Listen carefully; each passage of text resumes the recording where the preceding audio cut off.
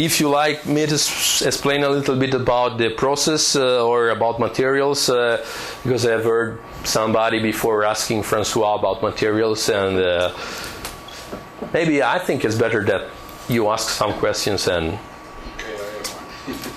go ahead. So what about the metal you use? The metal we use is for sure something, one of the variables. Every saxophone you make is from the same sheet of metal? No. Right now we are, by the way, I forgot to tell you that right now we are offering five different models of saxophones. One is very, very young. This is one of the first exemplars. The super line, which is the student line, entry level. Then we have maybe not student, entry level is better for me, like because it's already a Rampone horn with a certain character. Then we have an intermediate horn, which is called Deluxe, comparable to a Yamaha 62, to give you an idea. And then we have the R1, which was introduced in 1993. And then we have the R1 Jazz, which was introduced in 2003. Both are professional models. The last one we are introducing and working on today is the solid silver saxophone line. This is an exemplar. The tube is a completely solid silver, and it's silver plated on top because, okay, the tube is solid silver, but the columns are made in brass, also the keys. So you have to imagine this is solid silver 925. This is a code testifying the pureness of the silver, and coated with a 999 silver plating, heavy silver plating with no lacquer. So going back to Francois' question, what we use is for Super Deluxe and R1 horns, it's a special brass. In fact, it's not the brass that you normally available when you buy by a supplier. We like to have a certain balance of the two metals composing the brass alloy. So what we like is more copper. So the balance so brass is zinc and copper. Normally when you buy yellow brass, and normally it's yellow brass, is 60% copper and 40% zinc. This for us is a little bit, it's not the best recipe, let's say. So we prefer to have more copper, and already for the Super Deluxe and R1 models, our percentage of copper is higher than that. It goes around 70 copper and 30 zinc. Then in our brass we don't like come si chiama? Lead? No, lead or lead? Lead. Thank you.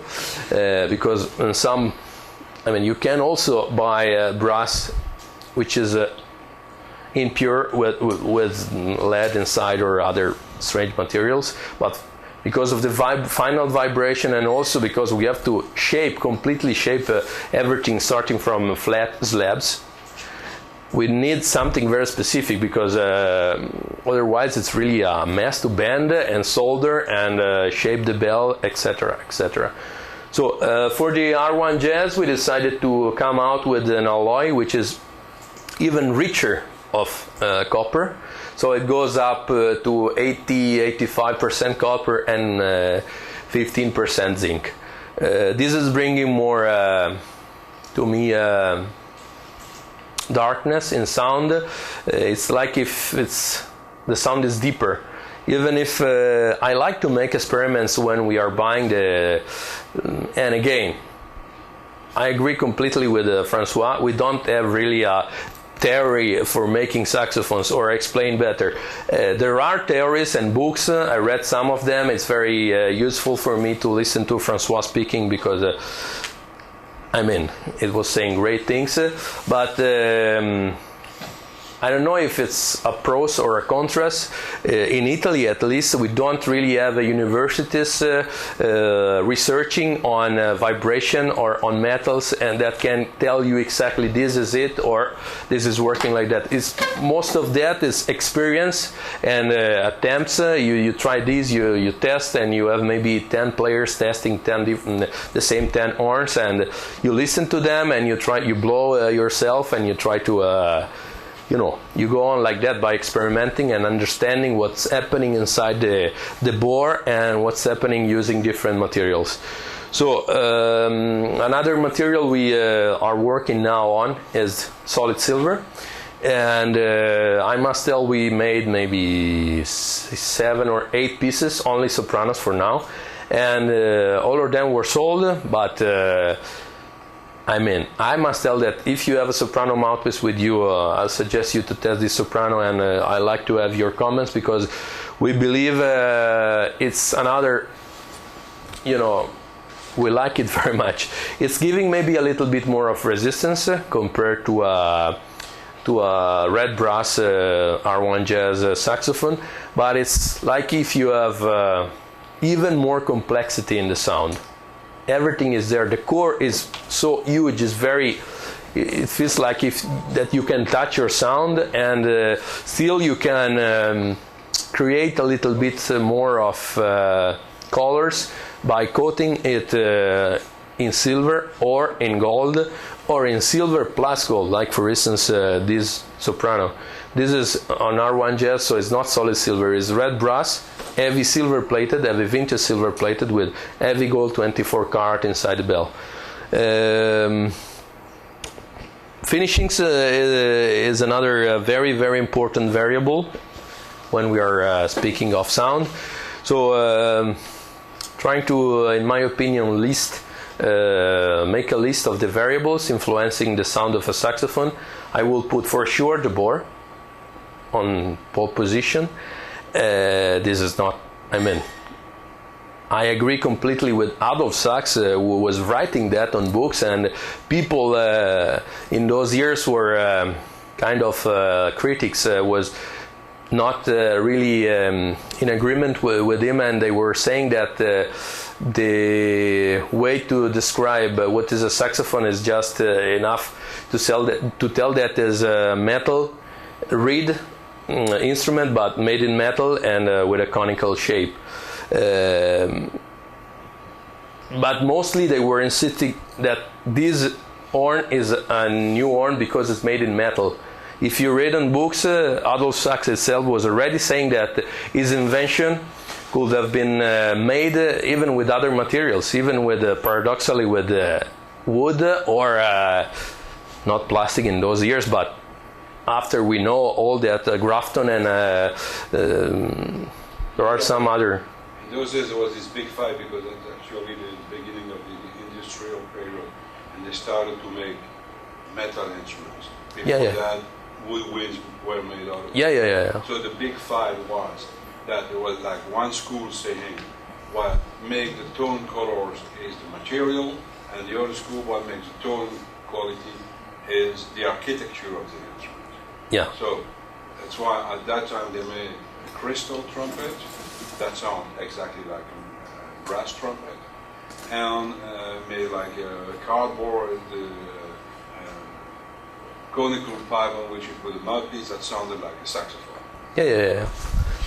Yeah. And this is, exactly what Adolf Sachs taught and understood already against many other critics. So he was insisting, this is the architecture of the bore. This is not, then you can make it in wood and obviously it will play differently, but the character of the horn is already there. So on pole position I will put the bore, and on second position it's a little bit difficult because I will put the main materials, mostly the material for making the sound cube, but everything you see on a saxophone is very important. So as much as you research and make all your components using precious materials, I believe this is going to be a great saxophone because it's made of something that vibrating is bringing is buzz or good colors, I mean. And but the other thing, which is not maybe something concrete that you can touch, which it's to me so important that I will put it in second position, is the way of making the saxophone, especially the way of making the sound tube. And obviously is the way of making the body by hand. So very interesting also when Francois was saying that certain metals are, you know, giving certain, bringing some certain color sounds. It's not only the metal. Yes, it's the metal, but not only. It's also the how the metal is treated, how it's tempered. So if it's soft, if it's hard, if it's more, you know. So all these things depends on how you work on the horn, how you, if you hammer, if you make frictions, if you heat with the fire to get the metal softer, if you heat again with a hammer to reshape the bell, etc. So just to give you an idea, this plate, sorry. What do you think is this? Yeah, no, but for what? This is the neck, the beginning. So today, in fact, we changed a little bit and we are making the neck in another way, but to explain you how the body and the bow and the bell are made, I decided to show you a neck flat like this, and the bell is the same. In fact, you see a soldering here, and this bell is under construction with all these creases you see, but it's just a piece of brass which was open before and flat. Then we bend it, we put together the two edges using only wooden hammers, and for instance, if I should stop on this detail, wooden hammers, we can speak for maybe 1 hour just explaining you that we need this kind of wood because it's soft but heavy enough to let the metal feel the heat when you heat over the brass. And so I'm trying to resume a little bit. So you have to imagine this piece of brass open, flat, and then you put it together, you put the two edges together, leaving it very flat.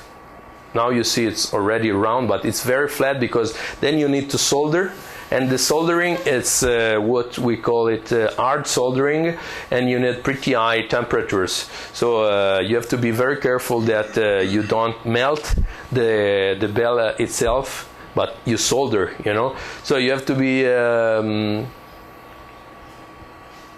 patient also, and see that this kind of soldering will remain a little bit rough, and work on the soldering step by step in the next processes of production.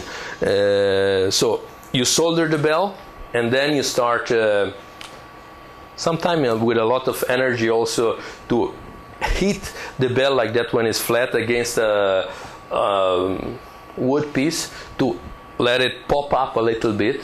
When it's popping up and it's open enough, you push it over a steel shape, which is the definitive steel shape, and from the back you are pushing a little bit by screwing with a piece, keeping that in tension, and with a lot of patience with all these pretty big wooden hammers. And by the way, I left with David banddirector.com DVD made in our company, so maybe if somebody would like to check on Band Director, you'll see it as processes later. You have to start hitting the bell in this area just to push the metal down, and in fact shaping without the wood, because the wood is deforming before the brass, and so you are simply shaping and not, you know, making the bell less thick or changing the consistency of the metal. You are just shaping. Then after a while, when you are hitting the bell gets very hard, and you have to take it apart and heat with fire just to get the metal to be back again softer, to go on shaping it. So going back to what is important for making a saxophone sound, this is extremely important because bore, main material, but the way how you work on the main material.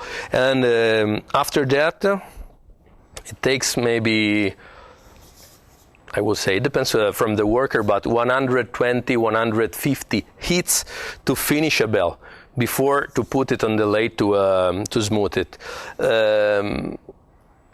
So you have to consider all this hammering, then the heating with the fire, and then on the lathe to finish it, frictions made with a special tool to, in fact, is like when you are ironing a cloth, but you are ironing the brass with this, it's not easy to explain, but you'll make friction with a steel piece over, working like that, line after line, line after line, all around, to get the final piece shaped and smooth enough. Always on the lathe, while the lathe is turning, you are working on this part, you are squeezing the brass against the shape I told you before in steel, and you are rolling the edge, the rim of the bell. Inside each of our saxophones we have a rope made in brass again, which is very important for its sound, vibration, and also solidity of the horn.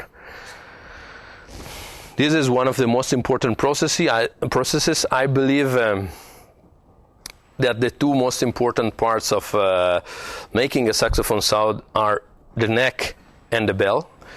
Another thing I would like to say is the sopranos we make are one-piece sopranos. We don't like to have detachable necks on sopranos. We always advise people to test maybe possibly all three sopranos from us, and then to decide which one is eventually the best for them, for their needs.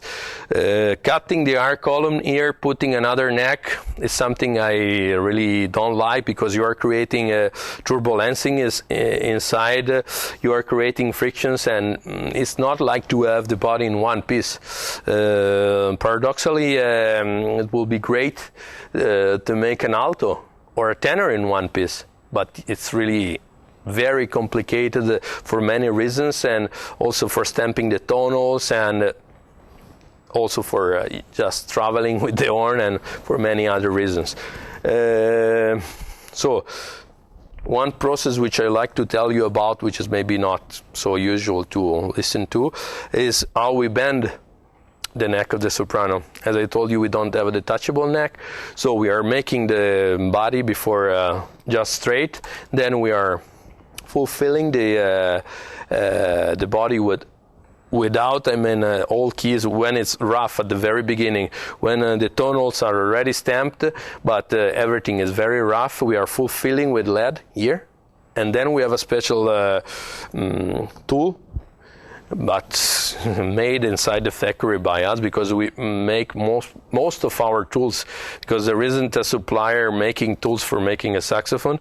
So it's like a stamp, more or less, but handmade and mounted under a manual press, that you put the horn down there, and you keep just the direction by fitting in some of the tonals to keep the direction like that, and then by bringing the press down, you are bending the neck, and then with the fire again you are melting out the lead inside the piece.